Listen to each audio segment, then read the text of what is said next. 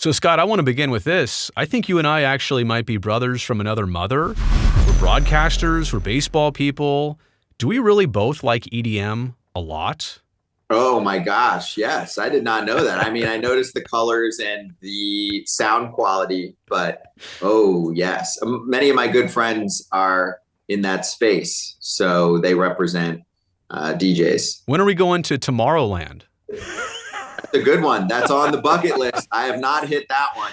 I think I'm too old for that. EDC and Electric Forest and Bonnaroo, which is more of a mix, and all the ones in New York area all the time. Brooklyn Mirage, I've been to probably 100 plus times. So yeah, hey, you're invited anytime on me. Pick a show. Well, I'll make that happen. I'll make that happen. Domestically. Yeah, I don't have the international hookup, and I don't have the time to get out. But I was in Argentina for a show that went till 8:30 in the morning. So yes, the love is there. I don't know if they allow 42-year-old dads at those things, but I'll try. I'll take it. I'll take you up on it. You look young enough to be there by far. Screw the age. That's just a number. Thank you. Hey, I think it was this time last year, you made a pretty big leap from MLB Network to something that's totally new age and new media, as the kids call it. But it's an intimidating jump to get into something that new. What was that like for you? And tell us what you've been doing for the last year. Yeah, I appreciate it. So obviously we started Foul Territory. There's a production company behind it, but that's the name to know. And I'm actually used to it. I was thinking about this recently where when I was at MLB, the Facebook games came to our plate and I was asked about it. And I also raised my hand pretty aggressively, and I don't usually do that. And I felt like some people look at you and go, well, wouldn't you rather call games on regular linear television? And I'm like, no, I'd rather call games for this Facebook package because I've never seen social media platform, a tech company at the time. This is like almost a decade ago at this point, doing exclusive games. I was like, not to mention our games on our network, none of them were exclusive. I was like, these are exclusive games on a platform like this? I'm like, no, I'm all over this. I guess it wasn't as cool or trendy. You're just in your little bubble, right? So then this is kind of another version of that where it's like, I mean, I was in a contract. They wanted me to be there. And I was like, I don't want to be here anymore. I got other plans, and I left. And I feel like same thing. You speak to people on your way out and they're like, what are you doing? And are you sure? And what are you working on? Now they already are coming around and going, oh, I love the show. So I'm used to it. For me, the way that I'm consuming content is the way that I feel like I'm putting out the content, right? From an authenticity perspective, from where I felt like there were voids in baseball with getting the player-to-player conversations completely openly and getting different answers that I felt like our sport was lacking versus football and basketball that have been getting the job done there for years in new media. Right. So I've been dying to be a part of this, and it has exceeded expectations. Not just, sure, from a community standpoint and what we've been able to do at Foul Territory and put out daily live shows, but for my life too. I'm just at peak, adult life happiness, because this is a job that I'm just much happier with, still in the sport that I love and still in a similar kind of industry, but it's a different way to slice it, and I'm obsessed with it. What were you doing to get you to MLB Network? And then what was your time at MLB Network like? So to get to MLB Network, I had a pretty good jump on grabbing jobs at an early age. Even in high school, I was the on-field host for what's now the AA team for the New York Yankees, the Somerset Patriots. It was cool. We did a live show there. We did a bunch of shows from different parks and casinos this past year, and then called games in the Cape Cod Baseball League. Got a few other cool gigs, including with ESPN, freelance calling games. And eventually MLB Network was a baby at the time. They were like 2 years old as a network. And they were looking to hire just someone that could do a little bit of everything. I went in for a couple auditions and landed it. And the rest was history, and spent a little over, I think, 11 years there doing everything. Hosting whip around shows, opinion-based shows, calling games for tech, which the Facebook eventually turned into YouTube, which was part of where the obsession was able to grow. I just thought the people I worked with, the concepts, the audience was all completely my speed. So it was a great run. I mean, that's where I established myself, my friends, and my network within the baseball world. And I just tried to absorb as much as I could from it. And I feel like it's been very valuable here because we're getting multiple guests per day. I've made friends with people that I thought would be incredible creators or baseball personalities, which are part of Foul Territory. So it was a nice, 11-year PhD program in baseball content and media. And of course, you're working with amazing people, but there's some people you're working with kind of on the higher up where you're like, I don't really agree with that. I wish I could make some decisions like that on my own. And I did. And that's why we created this. You know, it seems like it's really taken off. I don't know all the stats and metrics and numbers behind what you guys are doing, but from the outside looking in, it seems like Foul Territory has become extremely popular, and I can't wait for more seasons as it grows. So thank you. Congrats to you, all of you guys on that. Okay, the process of our chat here, a little bit of A's, a little bit of Giants, and then just big league baseball as a whole. You ready to dive into the A's part? Yeah, bring it. Oh, so, yeah. Hey, that's my people. Yeah, right away. I'm not from Oakland or any of that, but it doesn't matter. It resonates, so I'm here for it. You're a Jersey guy, right? You're from New Jersey? So I lost a team too. Remember I told you when you were on our show. That's right. So you know, is that why you're invested? Because that's kind of my question. You're on the opposite coast. You're obviously heavily invested in baseball. So this is a baseball story, but why do the Oakland A's and this potential relocation, why does that situation resonate with you? Because barely anyone's talking about it. And also, I think the one component that gets massively undercovered in our sport is ownership. Ownership is a part of each franchise, more so in baseball than any other sport. And that partially has to do with the fact that there's no salary floor, there's no salary cap. And you can really shape a franchise based on what kind of visions you have. Yeah. Right? Baseball has a minor leagues and they've got minor league facilities and they've got international draft and international signings. There's so many different ways that you can put a stamp on a franchise in a unique way as an organization, but you can't do any of that without ownership approval. So I feel like some leagues are in similar parameters in terms of what their teams can and can't do, but that's not the case here. And I feel like those stories often are the ones that people want to hear the most about, but they want to hear it in an authentic way. So I felt like I came from a place where that was taboo. We don't talk about that stuff. We work for them technically. And I had been kind of dying to be able to mix that in, and not just talking about owners, but just talking about anything within our sport and actually seeing where the conversation should be driving, and always being, I'm definitely more so on the side of fans first, usually players second, and then kind of the suits third. That doesn't mean that's always the case. I was very against many players for years who said we don't need a pitch clock. I was like, you're wrong. We need a pitch clock. You're flat out wrong. Agreed. You need to listen to the league and ownership on this. So I formulate my opinion on a case-by-case basis, Brody. But yeah, maybe a slice of that came in. I didn't think about it as much until the last few months, but I was a basketball player growing up, diehard basketball fan.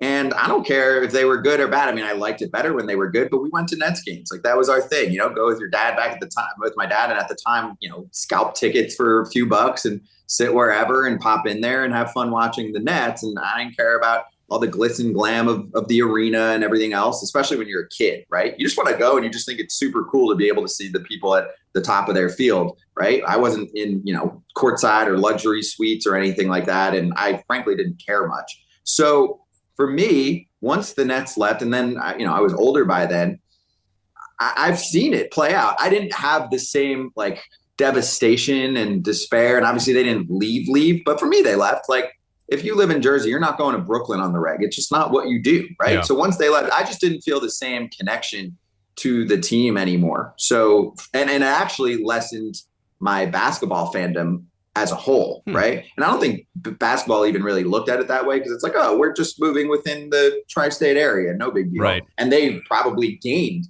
a huge fan base in Brooklyn that doesn't want to, or it's too expensive to go to Manhattan to watch Knicks games. So I don't knock it the same way. I feel like that's my little understanding of where A's fans are coming from. But then you take that and you put that on massive amounts of steroids. And that's what the A's fans are dealing with right now when they're getting a team stripped away from them. And sure, they can look, I guess, at the Giants. But besides that, it's not like, hey, kids, we're just going to take a quick drive to Vegas and watch the A's tonight. That's not happening. Yeah. What's your opinion on A's fans? Do you feel sorry for them? Do you feel frustrated for them? Do you feel inspired by them, that they're doing what they can? What's your take on them? Yeah, I feel all of those emotions. That's why it hits. So I feel sorry for them because you're losing your team. And for some people, we know sports is an escape or it's a massive part of their daily life, especially attending the games. And you're not going to be able to do that.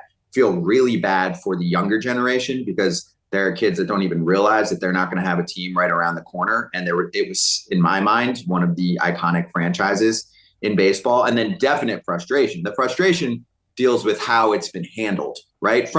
And when we talk about this, it's the team, it's the league. There's just wrong decision after wrong decision, weird transparency. It just has not been handled well. And also, I feel like they're talking out of both ends. I'm talking about the league when you're talking about growing the game and having a diverse audience. It's just like a lot of what they describe to me means, yeah, you should have baseball in this area with this fan base too that clearly is there. But if you kick a fan base enough, they're not going to show up on a consistent basis. So what you've done, not you personally, but what you've done to the fan base is you've actually galvanized them to be able to show you they are here in droves. They're not letting the story go away. They're active on social media. They're active when they want to rally together, which we all know is not easy to do. To pull off that game, that was game of the year last year, right? Reverse protest game. Yeah, of course, the reverse boycott. That was the game of the year. Like I had the chills watching that game. But for the regular season, no doubt about it, that was the game of the year. It picked up a ton of attention on a national stage, even for fans of other sports, because everyone can resonate with what's going on. It's kind of like a movie, right? Where we're witnessing this like live. I mean, often the scripts in real life are crazier than movies. So that's where I feel the passion. I also feel the love back. Sometimes I praise some situations, Brody, and then we will call stuff out, right, on our show. And sometimes you have like fans or fan bases that will kind of go against you or feel like, well, this is our team, you can't say that. But this fan base, to me, I'm generalizing, has felt like very open and accepting and saying, hey, we like that you're talking about it. You know, you're not living it every single day, but you understand where we're coming from, and you're keeping it in the national, stratosphere of baseball talk. So I appreciate what has been given to me from A's fans too during this learning experience. Well, not everybody pays attention to it on a regular basis or enough to talk knowledgeably about it. And I think that's what they appreciate from you and anybody else who's doing it on the national level with that type of platform. So I think it's interesting because we both agree that Major League Baseball could work in Las Vegas. Let's be very clear about this. I get so many comments here on the channel. You hate Las Vegas. You're against us. It's not that. It's just that under these circumstances, I don't think that it's a sure thing like you think it is. So my question to you is kind of twofold here. What makes you think that baseball can work in Las Vegas? What also makes you think that the A's are not the right fit there? So I think baseball can work in Las Vegas because hockey works in Las Vegas. Like, let's keep it that simple, right? I don't know if anyone expected the Vegas Knights to be this much of a success, but if I'm starting a baseball team in Las Vegas, I am sitting down with them and shadowing them, and I'm going to be a sponge and be best friends with everyone in that organization because they're doing it right or at least on the outside for me, and I'm paying less attention to hockey in the past year or two, but I used to work for NHL Network as well. Right.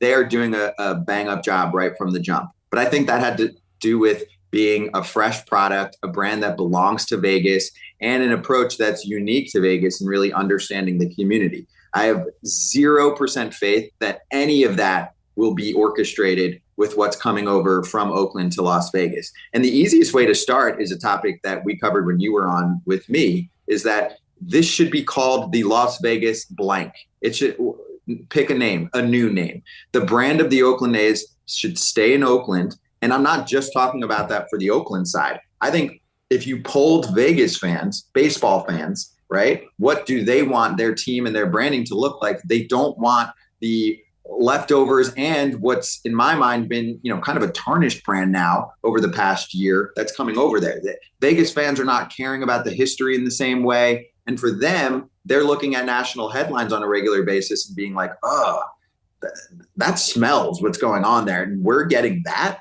It's very easy to trick the brain psychologically, right? So one of our guests recently said, don't remember who it was, but the Washington Nationals, like, were they the Washington Expos or the Washington Nationals? Right. And how would you look at them if they were the Washington Expos? Because Montreal was going through some crap too, right? And you would always kind of have that in your brain, and it wouldn't feel the same, even though it's just a name, it's just a logo, it's just some colors on a uniform. It matters. That's branding. That's why massive companies spend millions, if not billions of dollars for what's called marketing. So they're already whiffing there, which gives me 0% belief that they are going to do anything right, because almost everything's been done wrong. And I can't believe there's not at least someone in their ear that's saying, hey, maybe you should just let Oakland keep the A's and we can work on something else, because we need to kind of freshen up what you're bringing there, because it's been pretty ugly PR-wise.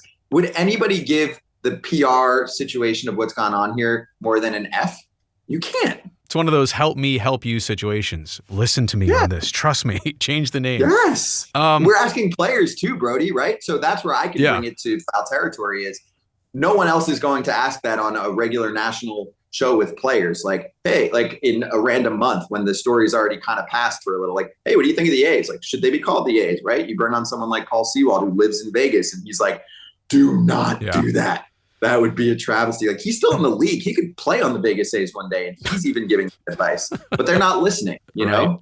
So, I mean, you and I we're not marketing people by trade, although I think we've got some pretty good ideas there. We're not a lot of things, but the one thing I think both of us understand is baseball, how teams work, how they're put together, what it takes to become a winning team. And if the A's are really trying to be good, not just in 2028, hypothetically, when they want to open up in Las Vegas, but they need to be good in 26 and 7 to get that, attention, that hype. So when do you start getting good? Because we're here in 2024, one free agent signed, like a $43 million projected payroll. They've got some players on the up and up, the Ruizes, the Geloffs, JP Sears and company. But like, what's the process here of them actually getting good? Because I don't see that happening right now. And it feels like that really does need to happen if you want to do this, to your point, the right way.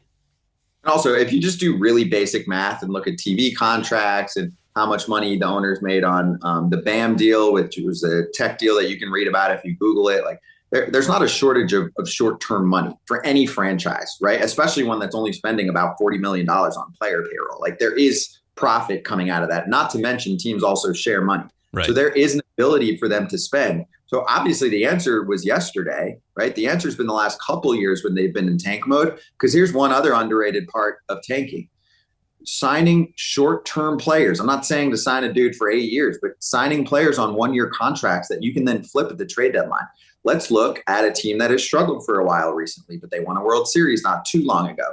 The Kansas City Royals signed Aroldis Chapman last offseason. Right. That turned into Cole Reagans. He is there. He has stuff that is number 1 to number 3 stuff, right? Like, I think his floor, if he's healthy, is like a 3, because he went over to KC. They made some tweaks. It clicked. I mean, in the second half of the season, he pitched like a 1. That wasn't a player they drafted. That was a player they traded for because of the signings that they made. And the flip. You can't tell me that, right, and then you flip them. You can't tell me that they can't spend $20-ish million in an offseason to pick up 2-3 of those types of players to be able to flip them at the deadline. Like, that is wild, and that's not seeing ahead, because you're right.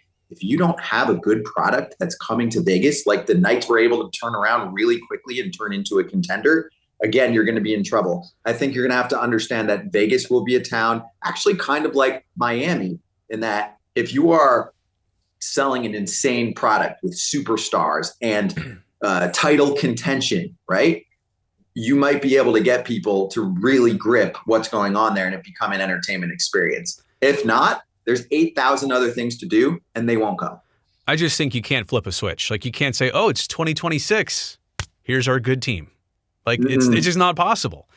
And so, I'm surprised it's not happening already. And I'm worried about the finances, though, Brody. Yeah. That's the problem. I'm worried that because this is going on now, because I know there's a lot that goes into building a ballpark and getting the funding for it. I don't have a lot of confidence that that's going to just suddenly flip around like you're saying. Yeah. So not only the problem is this becomes a baseball problem. It is already, but it continues to become a baseball problem because Vegas does deserve a franchise. They deserve technically an expansion franchise, right? So if they're getting a team that's coming over there and they're making wrong decisions, and now we're worried about their finances and if they're ever going to spend, well, it could look like a failure, Vegas, for Major League Baseball. And that's for MLB. And then that hurts the product, that hurts the brand, that hurts the business, because then people are like, well, maybe baseball's not that popular. They can't just step into a city that has hockey and thrive and can't thrive with baseball. But the reason for that doesn't have to do with how much attraction baseball might have in Vegas. Tampa is the other good example. The Lightning are here. The Rays are here. I would say the Lightning are much more of a success story. The Rays aren't a failure, but the playoffs and the emptiness there, and I know they need a new ballpark. They're working on fixing that, but they are severely behind the Lightning in the way that they're operating, right? The Lightning they take over there. And let me tell you, I live in Florida. This is not a hockey state, but they have created something special. So they are winning on that front. And MLB needs to step in more and make sure that's happening, because that's for everyone. I know no owners want to say anything about the situation, but they need to be more vocal about it, because I care about the sport and they're hurting the sport. I like a lot of players on this A's team right now. The young guys, like I said, the Geloffs, the Ruizes, the Langoliers, the Lawrence Butlers. I also really like their manager, Mark Kotsay, and I think David Forst, with very limited resources, is always one of the best GMs, and he's been around 20-plus years. He knows what he's doing. But at the same point, I don't see how this team doesn't lose another 100 games this year. I mean, this would be 3 years in a row. I don't see how they get away from it. They lost 112 last year. I can't see a scenario where they don't lose at least 100 games, right? Like a 10-game improvement is still 102. Yeah. It's still 102, right? Right. Yeah, I also really like, by the way, just one name, and I don't know what's going to happen with him if he's going to be a reliever now long term, but Mason Miller's stuff is he's got insane. Yes. But I don't really know. I haven't tracked like what the latest conversations are with him, and I know they got to keep him on the field. They said for sure that he's going to be in the bullpen. I'm thinking closer with that type of stuff, and the A's don't really have a for sure Trevor May's retirement.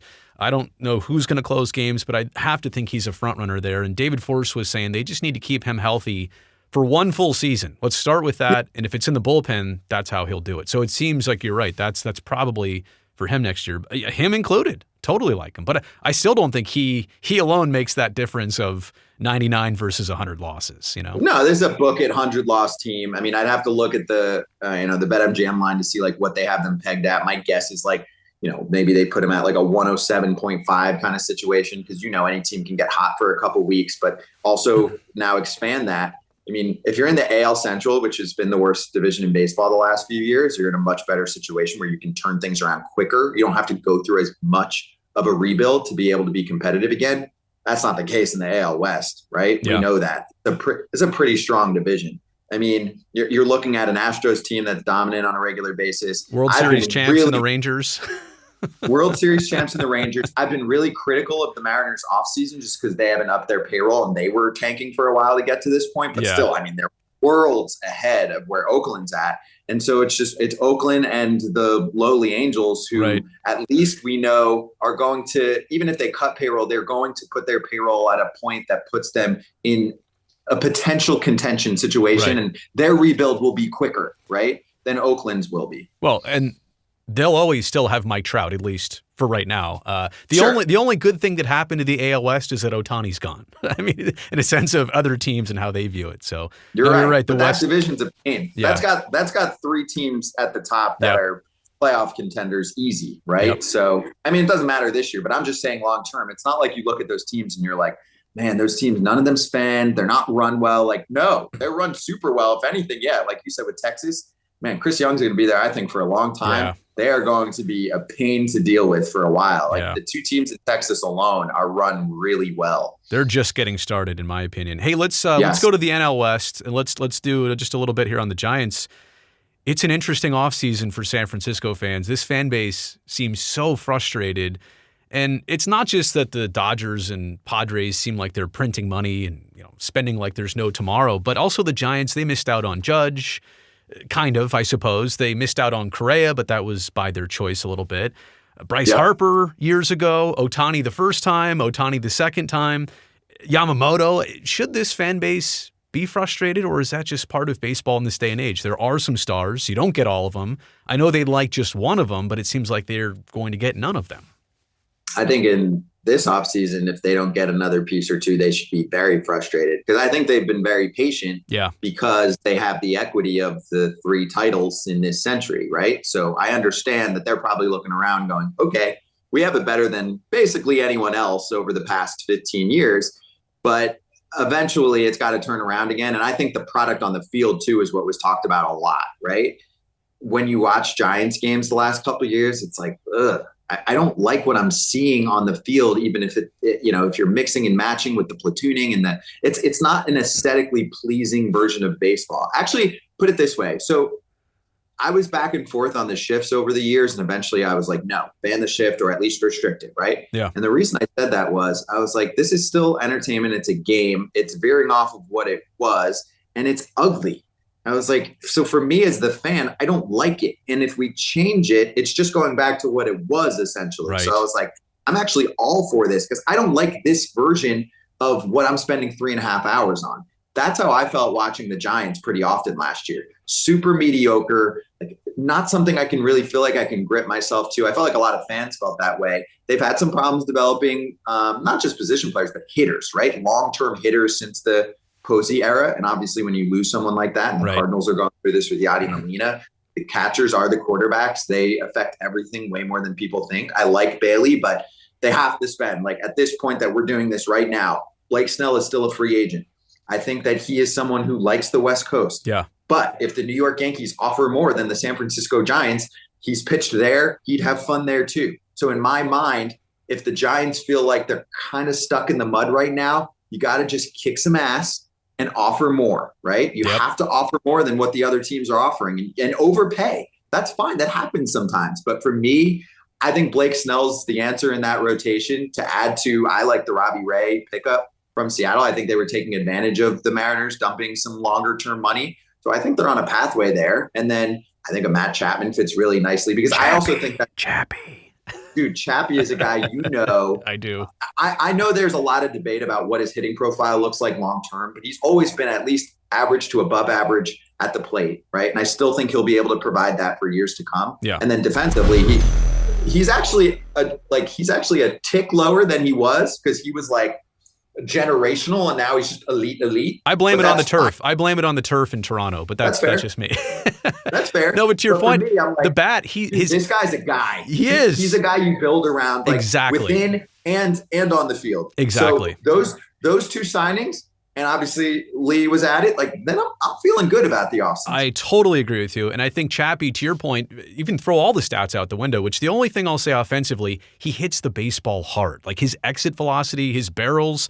This guy, I mean, the batting average, on-base percentage, I get it. That's what you hope improves. But he knows how to make contact. But to your point, he's got that aura that he emits. He is a clubhouse leader. He's the boombox guy. He's also like Bob Melvin's default son, the son that Bob never had. And quite honestly, I saw that relationship. And that's why I'm telling Giants fans, like, you need this. You don't know you need this yet, but to a kind of a vanilla team that has been for recent years, you need a Matt Chapman to spice things up just a little bit. He's a winner. Hey, Jung-Hoo Lee, you mentioned him, a guy who wears 51. I was at first like, wait, is that an Ichiro thing? And then he says, yeah, like I kind of modeled my game. And if you watch his swing, man, he's got an Ichiro-ish swing. He doesn't hit a lot of doubles and triples or homers, but he hits a lot of singles.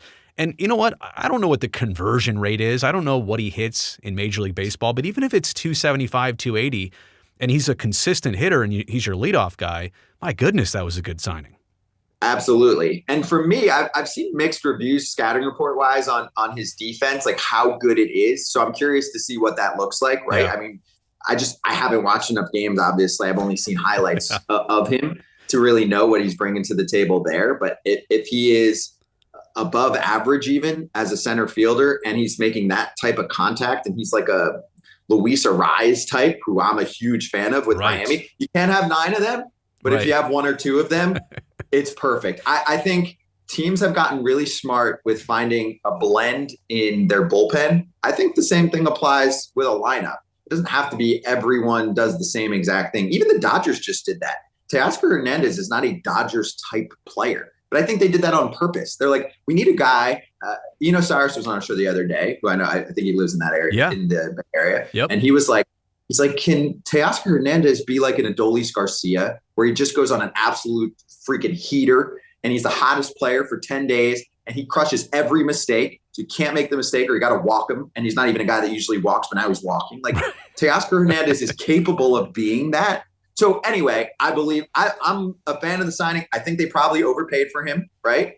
Based on what the market looked like. You have to. Yep. And who cares? Yep. If you're a fan, your job is not to worry about the payroll of a team. And the Giants are a big market team, and they're not complaining about money right now, as far as I know. So go run loose. But yeah, I'm cool with Lee. I don't know exactly what he's going to bring to the table, but I think his floor is pretty high, which makes me, I don't know how high his ceiling is, right? But I think his floor is high. It's a great way to put it. Average player, which is he worth that contract as an average player? No, he's got to perform as an at least above average player. But I don't think like you're looking at someone like this and going, this is a total bust. He's not going to be able to hit big league pitching. Like, no, he's not a power guy. And he probably won't be. He might hit 5 home runs, but if he hits 320 for you and he plays above average center field, you're good. That's how much that costs. Yep. I like what you said about Robbie Ray. I think that's a good addition too, even though they're not going to get him for this first half of the season. At some point, he's still recovering from the Tommy John. But I just think you also need to add somebody for Logan Webb at the very top. You do need a 1-2 punch, and obviously Blake Snell would fit that perfectly. You don't know who the 1 and the 2 is, but you have a 1-2. But